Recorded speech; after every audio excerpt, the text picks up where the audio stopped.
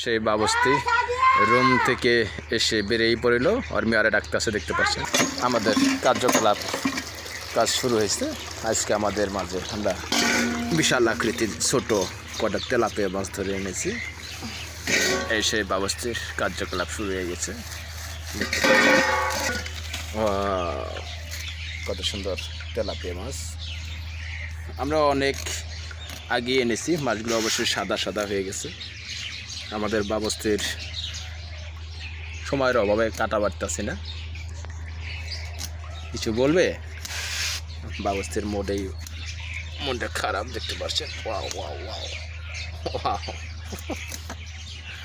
কীভাবে কাটে মাছ এটাই আমরা সুন্দর করে দেখানোর চেষ্টা করব। আমাদের বেসালার পয়েন্টের সেই ভিডিও, যা না দেখলেই নয়।